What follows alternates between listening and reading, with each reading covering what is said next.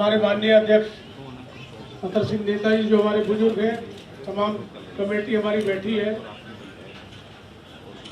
गांव से और बाहर से भी जो कमेटी के मेंबरान हैं, और इनकी अनुमति से मैं आपके सामने समिति की बात रखने के लिए आपको यह तकलीफ दी। देखिए बंधु, आप सभी को मालूम है पिछले 1-1.5 महीने से फरीदाबाद में जो माहौल है,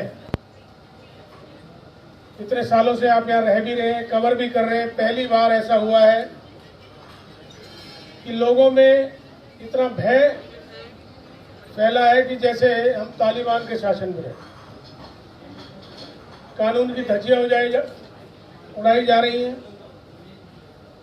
बगैर नोटिस दिए हुए लोगों को तोड़ा जा रहा है।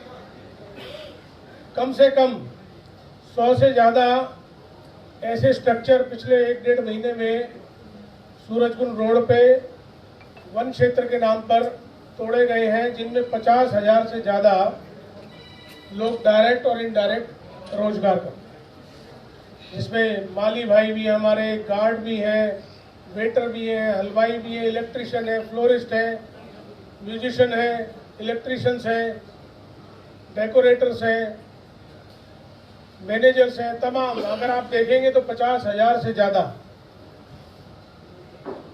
और लोगों ने जब पूछा कि भाई ऐसा पहली बार फरीदाबाद के इतिहास में क्यों हो रहा है, जब ये बन रहे थे तो जब आप कहाँ थे, कोई जवाब नहीं। किसी ने कहा मैं आदेश दिखा दे, तो कोई आदेश नहीं, और तोड़फोड़ जारी रही। मैं समझता हूँ हजारों करोड़ का नुकसान लोगों को हुआ, 50,000 से ज़्यादा लोगों का रोजगार का नुकसान हुआ। उसके बाद भी ये बात यहाँ तक नहीं रुकी। लोगों को लग रहा था जो मूलभूत पुराने गांव हैं, जो कॉलोनीज हैं, जो यहाँ 50-50 साल से मकान बनाए बैठे हैं, और गांव तो 1200 वर्ष से पुराना, कि शायद ये तोड़फोड़ मेन रोड पे होके अब रुक जाएगी।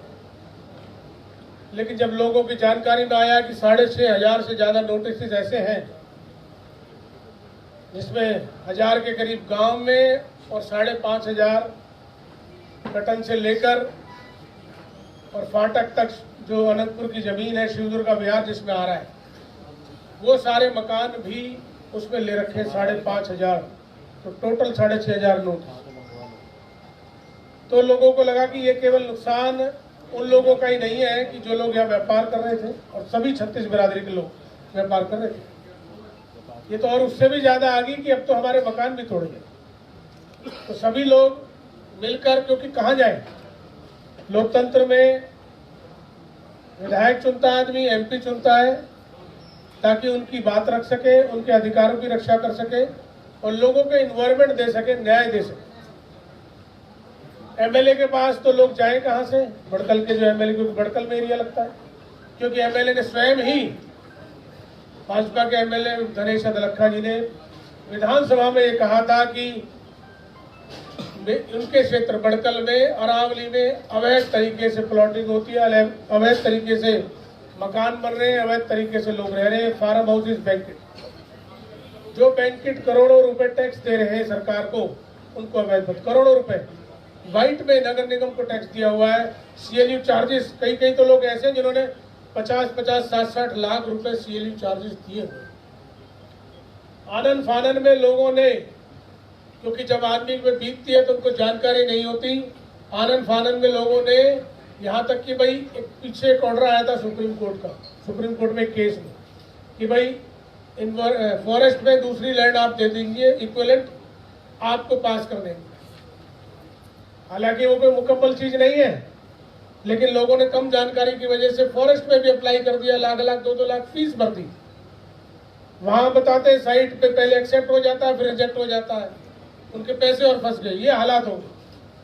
भाई आप एक्सेप्ट कर लो, उसके बाद आप प्रोसेस में डाल दो, अगर कानूनन होगा तो अप्रूवल दे देना। ये क्या मतलब है कि एक्सेप्ट कर लिया, रिजेक्ट कर लिया, आज साइट नहीं चल रही, जैसे ब्लैक मार्केटिंग होती है, वो एक माहौल बन गया कई सालों से, और उसके बाद ये परिणाम हुआ। तो जब ये हालात हो गए तो गांव के लोग, अनंतपुर गांव से लोग गए इकट्ठे होके कि भाई गांव सारा रोड पे बस रहा है, और पीछे तक जा रहा है, क्योंकि 20,000 से ज्यादा आबादी का गांव है। 1200 वर्ष से पुरानी हमारी पहचान है। सूरजकुंड का अंतर्राष्ट्रीय मेला हमारी जमीन में लगता है। सूरजकुंड जो है पुरातत्व विभाग का जो कुंड है वो भी हमारी जमीन में। जब हमारी पहचान इस गांव से अंतर्राष्ट्रीय स्तर पर है, इतना बड़ा मेला इंटरनेशनल लगता है, तो आज हमारी पहचान को जाना जा रहा है किस नाम पर? पीएलपी और फॉरेस्ट के नाम। तो ये नहीं होना चाहिए। उत्तरांचल है, हिमाचल है, सभी जगह के पहाड़ है, नॉर्थ ईस्ट है, सभी जगह आप पहाड़ों में देखोगे तमाम रोड पे बिल्कुल दुकानें हैं, होटल है, मकान है, क्योंकि जहां जैसी भौगोलिक स्थिति होती है वहां की सरकारें वैसे ही लोकल कानून बनाती। तो वहां की लोगों की जीविका, लोगों के मकान, उसको लोग प्रमोट करते हैं, वहां की सरकारें। और हमारे यहाँ क्या हो रहा है? हमारे यहाँ पीएलपी और फॉरेस्ट का डर दिखाकर लोगों को उजाड़ने की बात थी, तो भय आना बिल्कुल लाजिमी था। विधायक के पास तो जा नहीं सकते, उसने अवैध बता दिया। सभी लोग मिलकर माननीय मंत्री जी कृष्णपाल गुर्जर जी के पास, वो यहाँ से लगातार तीसरी बार सांसद है, 3 बार यहाँ से विधायक भी रह चुके हैं, ऐसा तो है नहीं, मिनिस्टर भी रह चुके हैं इसी इलाके से। तो उनके पास जाना स्वाभाविक था, और आज सरकार में बैठे हैं, जिम्मेदारी भी उनकी बढ़ती है, ताकत भी उन्हीं के पास है। तो जब लोग गए तो मैंने लोगों से संपर्क किया गांव में कि भाई ये बहुत अत्याचार हो रहा है, कहर हो रहा है इलाके के ऊपर, मुझे बताइए मेरी इसमें क्या ड्यूटी है, मुझे कब आना है। तो सभी गांव के बड़े बुजुर्ग बैठे हैं, सबने कहा कि भाई अभी सरकार से बात कर रहे हैं, अभी आप इसमें मत आओ, और हमें उम्मीद है कि सरकार काम करेगी, कृष्णपाल जी इस पर काम करेंगे। तो मैंने इलाके के हित में, क्योंकि राजनीति की बात नहीं है, बात बीच बीच में चलती आ रही है कि राजनीति कर रहे हैं, मैंने पहले भी कहा कि राजनीति नहीं कर रहा, 4 साल पड़े इलेक्शन। हम खुद कह रहे हैं कि कृष्णपाल जी इस आंदोलन का नेतृत्व करें, सबको साथ लेके जाए, मैं भी चलने को तैयार हूँ चीफ मिनिस्टर के, ऑर्डिनेंस कराएं और इलाके को बचाएं। हमारी जो मांगे हम रखेंगे, मैं विस्तार से बताऊं। खैर बहरहाल जो जरूरत आन पड़ी हूँ, मैं इसलिए आपको ब्रीफ कर रहा हूँ कि आज पूरी मुकम्मल जानकारी आपके माध्यम से हम न केवल फरीदाबाद, हरियाणा, पूरे देश को देना चाहते हैं, क्योंकि एक देशव्यापी आंदोलन बन चुका है। कारण क्या है कि देश देहात से निकला है, गांवों से निकला है, गांवों की जो संस्कृति है उसी से देश निकल के गया, फिर कॉलोनियां बसी हैं, कस्बे बसे, शहर बसे।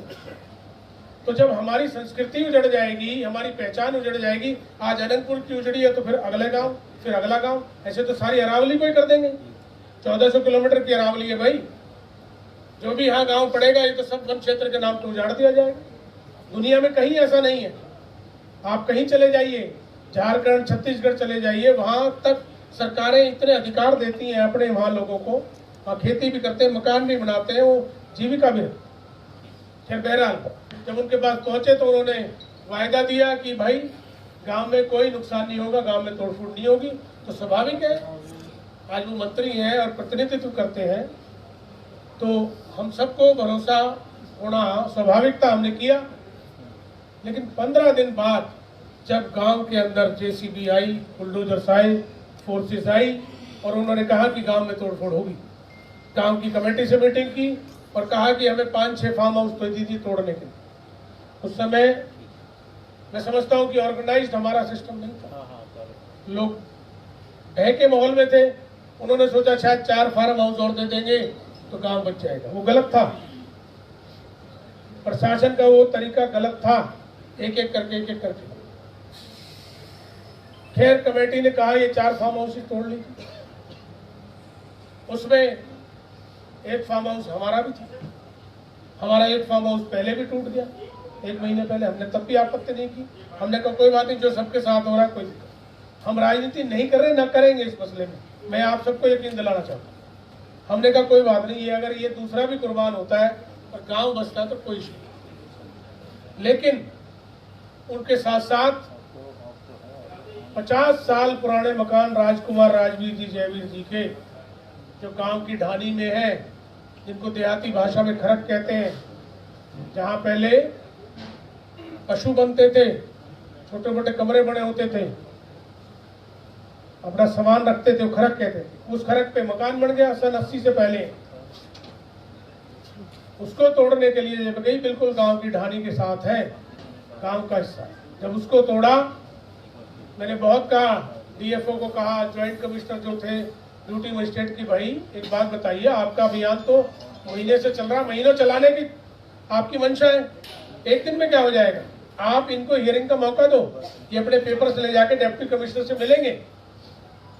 लेकिन नहीं दिया उन्होंने मौका, और वहां तोड़फोड़ की, बच्चों को वहां से निकाला, औरतों को वहां से निकाला, और वो मंजर इतना हृदय विदारक आपने सबने देखा होगा। बहुत से भाई आप थे कि किस तरह छोटे बच्चे बैग कंधे पे लगते, और घर की महिलाएं बहुएं हमारी घर से निकली हैं, उसको देख के पूरे देश में एक पीड़ा हुई। ये मामला ट्रिगर कहां से हुआ? पूरे देश में पीड़ा हुई कि इस तरह से गांवों को उजाड़ा जा रहा है। ये कोई आंदोलन विजय प्रताप का नहीं है, अतर सिंह जी का नहीं है, मेयर साहब का, कैलाश जी का, किसी का नहीं है। और ये राजकुमार जी, आपका घर टूटा, आपका भी नहीं है। ये आंदोलन पूरे देश का है। पूरे देश को इस बात का दर्द है कि 1200 साल पुराने गांव उजाड़े जाएंगे, तो हमारा अस्तित्व, हमारी पहचान क्या है? आज हम पुरातत्व विभाग के अपने उन स्मारकों को तो बचा के रखते हैं, ये हमारा पुरातत्व विभाग का स्मारक है, इन लोगों को नहीं बचा सकते। ये ट्रिगर तब से दबा है, और उसी दिन से अविश्वास पैदा हुआ कि मंत्री जी ने कहा उसके बाद हो गया, तो अब कौन बचा है? सरकार के पास जाएंगे और अब हम आंदोलन करेंगे, लेकिन आंदोलन हम शांतिपूर्वक करेंगे, हमारी ये नीति थी और यही हमारी नीयत है। उसके बाद हमने कमेटी का गठन किया, अनंतपुर संघर्ष समिति, अत्रा जी हमारे चेयरमैन है, हमारी पूरी कमेटी का गठन हो चुका है, मैं उसमें एडवाइस। हम ये कहना चाहते हैं, सुनिए, कि सुप्रीम कोर्ट की आड़ में अब जो हुआ है हमारे साथ नुकसान, जो अन्याय हुआ, मैं अब आपके सामने रखना चाहता हूँ। कि सुप्रीम कोर्ट की आड़ में हरियाणा सरकार ये कहती है कि ये वन विभाग की जमीन है और इसलिए हमने तोड़ी है, और ये जो बाकी नोटिस भी हैं ये वन विभाग ने ही दिए और इसको हम तोड़े। मैं ये पूछना चाहता हूं, सबसे पहले सरकार वन विभाग की परिभाषा दे कि वन विभाग क्या होता है। सन 1927 में फॉरेस्ट एक्ट बड़ा अंग्रेजों के टाइम, उसमें वन विभाग की कोई डेफिनेट वन की कोई डेफिनेट परिभाषा नहीं है कोई भी। उस समय किस लिए था कि टिम्बर का काम बहुत बड़ा होता था, आज भी है। तमाम जंगलात आज भी ठेकेदारों को टिम्बर के दिए जाते हैं हर साल। टिम्बर काटिए, उनको बेचिए, व्यापार करिए और नए पेड़ लगाती है। कि जब पेड़ इतना बड़ा हो जाता है तो टिम्बर की जरूरत होती है। तो टिम्बर के लिए, इस व्यापार के लिए कि केंद्र और अंग्रेजी सरकार का आधिपत्य रहे जंगलात पे, उन्होंने फॉरेस्ट एक्ट लगाया। उसमें डेफिनेशन नहीं, और उसमें तमाम तरह की परमिशन, प्रोविजन और मुआवजे भी थे।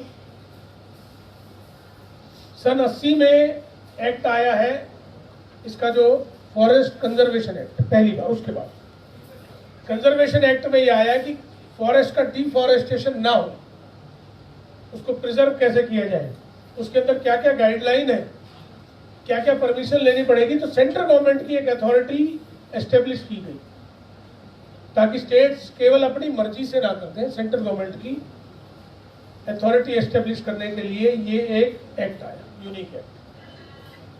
लेकिन इसमें भी फॉरेस्ट की डेफिनेशन डिफाइन नहीं की, लेकिन एक उसमें बिल्कुल तय है क्लॉज में कि फॉरेस्ट सरकारी जमीन पे ही हो सकता है, प्राइवेट जमीन पे फॉरेस्ट नहीं हो सकता। ये पहले दिन से थे। ये जो सारी जमीन है हमारे गांव अनंतपुर, मेवला, अनकीर, अभी इन 3 गांव को, इनकी अपनी मलकियत की जमीन है। 4500 एकड़ तो अकेले अनंतपुर की है तक, ये इनकी अपनी मलकियत की जमीन है। तो प्राइवेट मलकियत में आप फॉरेस्ट को कैसे ला सकते? दूसरा, ये कहते हैं कि हमने PLPA सन 1992 में लगाया। उस समय कांग्रेस की सरकार थी, उस समय चौधरी भजनलाल चीफ मिनिस्टर थे, उस समय इस इलाके के मिनिस्टर चौधरी महेंद्र प्रताप जी थे, मेरे पिताजी। अब ये कहते हैं, डायरेक्ट सरकार ने नहीं कहा, लेकिन मैंने पहले भी कहा, चाय से ज्यादा जो केटलियां गर्म है, वो माहौल को बिगाड़ने की कोशिश कर रही है। मैं माहौल को बिगड़ने नहीं दूंगा। मुद्दे को डिरेल हम नहीं कर रहे। राजनीति का टाइम बहुत है, उसे बाद में करेंगे। लेकिन मैंने उनको जवाब दिया कि भाई ये काम ना करो, अनपढ़ पटवारी बस्ता भारी। आप पहले एक्ट को समझो। पीएलपी एक्ट है, पंजाब लैंड प्रिजर्वेशन एक्ट, वो बहुत पहले का है और उसमें 4,500 में 1467 एकड़ मात्र फॉरेस्टेशन के लिए दी गई थी पीएलपी को। 4,500 सारे खसरे नंबर है, उसमें से मिल जाएगा। तो 1467 पे आज भी फॉरेस्टेशन गांव को आपत्ति नहीं। गांव आपत्ति कर रहा है कि जो कम से कम 1000 से 1,500 एकड़ जमीन, तकरीबन इतनी होगी मेरे साहब, 1,500 नहीं, जो अब गांव फिलहाल यूज में ले रहा है अपनी मलकियत, बाकी तो उससे ज्यादा नहीं होगी। 1,500 4,500 में 1.5 होगी तो 2,500 तो अभी भी बची है फॉरेस्ट के पास, और फॉरेस्ट लगा हुआ है। तो आप जब ऑलरेडी 2,500-3,000 पे काबिज बैठे हैं तो फिर इसको क्यों लेंगे? और इसके अलावा आप चले जाइए पूरा कोट, मांगर, मेवला, अनखीर, नवादा, भाकरी, पाली, मोहताबाद, धौज, सिरोही, खोरी, ये एरिया में तकरीबन जगह पे आज भी, हालांकि हमारे 5 गांव ऐसे थे, कोट, मांगर, अनखीर, मेवला और अनंतपुर, जिनमें पहाड़ हमारा मलकियत का है, बाकी पंचायत। तो वहां जब लाखों एकड़ में आपका पेट नहीं भर रहा, यही चाहिए आपको यही जमीन चाहिए, लाखों एकड़ का पेट नहीं भर रहा, इसका मतलब कोई ना कोई षड्यंत्र है, या सरकार कोई ना कोई जानबूझ के डेलिबरेटली, या सरकार की लापरवाही। लापरवाही क्या होगी वो भी बता देता हूँ कि जब खोरी को तोड़ा गया तो जमीन नगर निगम की, नगर निगम ने फॉरेस्ट को दे दी कि हम प्लांटेशन के लिए आपको दे दी। सुप्रीम कोर्ट ने, फॉरेस्ट ने कहा हम अपनी जमीन खाली करा रहे। सुप्रीम कोर्ट ने कहा इनको पुनर्वास दे दो, पुनर्वास दिया नहीं, धोखे में रखा। तब जाकर ये मुद्दा अनंतपुर का आ गया कि इसमें और इलीगल स्ट्रक्चर्स क्या है। तो वन विभाग जो है हरियाणा का, हरियाणा सरकार को अपने वन विभाग के अधिकारियों से पूछना चाहिए, भाई आपने इसको अवैध कैसे बता दिए? तो आबादी है, जहां आबादी है, सड़क है, सीवर है, बिजली है, पानी है, स्कूल है, कम्युनिटी सेंटर है, हेल्थ सेंटर है, बारात घर है, प्लेग्राउंड है, पार्क है, मकान है, दुकानें हैं, उसको फॉरेस्ट की डेफिनेशन में दुनिया में नहीं लाया जा सकता। आपके अधिकारियों ने गलत इंफॉर्मेशन सुप्रीम कोर्ट को दी और आप उसी गलत इंफॉर्मेशन के बेस पे लोगों का गला काटे। इनको चाहिए था कि ये कहते कि भाई ये हमारे अधिकारियों की गलती है, और इन्होंने पहले भी किया। 2031 का जो मास्टर प्लान है उसमें अमेंडमेंट करे सरकार, इसको आबादी शो करे। हम फॉरेस्ट में लाई नहीं करते। हमारा ये इलाका जब से मैं पैदा हुआ हूँ, 51 साल से तो मैं देख रहा हूँ, 85 साल से आप देख रहे हो, तब से आबादी और जीविका है यहाँ इस इलाके में, तो फॉरेस्ट कहाँ से आ गई? तो ये जो मिस रिप्रेजेंटेशन किया है सुप्रीम कोर्ट में, सुप्रीम कोर्ट को मिस रिप्रेजेंट किया है, इसकी गलती सरकार सुधारे। हमारी समिति की मांग ये है। उसमें कृष्णपाल गुर्जर जी ने अब लेटेस्ट गांव की समिति को ये कहा है कि मैंने चीफ मिनिस्टर से टाइम लिया, चीफ मिनिस्टर ने टाइम दिया है और सीएम से ये मांग रखी जाएगी। हमारी ये मांग है अब हमारी समिति की कि भाई अपनी गलती को सरकार सुधारे। सबसे पहली मांग तो हमारी है कि जितने भी स्ट्रक्चर तोड़े गए हैं, ये इलीगल तोड़े गए, इनका मुआवजा दे हरियाणा सरकार। दूसरा, कैबिनेट मीटिंग बुलाए, उसमें ये अध्यादेश कराए कि भाई ये एरिया आबादी का है, फॉरेस्ट का नहीं है। ये पूरा गांव और ये हमारा इलाका जहां ये बने हुए स्ट्रक्चर्स, ये हमारे जो सरकारी नियम है, हरियाणा सरकार के नियम इस पे लागू होते हैं। क्यों? सन 71 में एफसी आ गया था, मेरा तो जन्म भी नहीं हुआ था, आपको याद होगा, फरीदाबाद कॉम्प्लेक्स एडमिनिस्ट्रेशन, आप शायद सबसे पुराने, आप जानते हो, सन 71 में। तो जहां एफसी आ गया तो पंचायतें खत्म होगी। एफसीए की आबादी में ये इलाका आ गया, हमारा अनंतपुर तक उसमें आया, लखनपुर तक, तो उसमें एफसीए के नियम लागू होंगे जहाँ की फॉरेस्ट में। एफसीए के अंदर ये हमारा सारा इलाका जोन में बटा हुआ है मास्टर प्लान के हिसाब से। रोड रिक्रिएशनल जोन में है, पीछे हमारी आबादी। सन 94 में हरियाणा सरकार ने इसको नगर निगम को, MCA, FCA से नगर निगम बन गया। अब नगर निगम का जोन मास्टर प्लान इसमें लागू होगा, उसमें भी हमारा ये इलाका फॉरेस्ट में नहीं है। PLPA तो समझो आप हेड माली है, 30 साल के लिए दिया गया। आप देखो जब ये कानून बना तो बनाने वालों ने कहा अगर हमने इस PLPA को परमानेंट कर दिया तो फॉरेस्ट जबरदस्ती लोगों की जमीन पे स्वामित्व अधिकार ले लेगा, इसलिए 30 साल का दिया सर कि भाई 30 साल आप करिए और आगे बढ़ जाइए, फिर सरकार के नियम लागू। तो उसकी आड़ में, सुप्रीम कोर्ट की आड़ में जो ये कार्य हो रहा है उसके विरोध में हम इकट्ठे हुए हैं। हमने अपनी मांगे बता दी, हमें मुआवजा मिले, मास्टर प्लान में अमेंडमेंट हो, हमारा ये सारा इलाका आबादी में आए, जो जिस जोन में है उस जोन की परमिशन हमारे इलाके को मिले। आज हमारा वो इलाका जो सन 60-65 में जहाँ इंडस्ट्री लगनी शुरू होगी, अनंतपुर, लकड़पुर, मेवला की जमीनों में, तो मथुरा रोड तक जा रही है। सबसे ज्यादा हमारे इलाके ने जमीन दी, इंडस्ट्रियलाइजेशन हमारे इलाके का हुआ। आज हम सबसे पिछड़े हैं किस नाम पे? जो हमारी सबसे बड़ी ताकत है अरावली, उसी के नाम पे हमें पिछाड़ने जा रहे हैं। हमारी तो सबसे ऊपर पहचान होनी चाहिए, डेलिबरेटली हो रहा है। जहां हम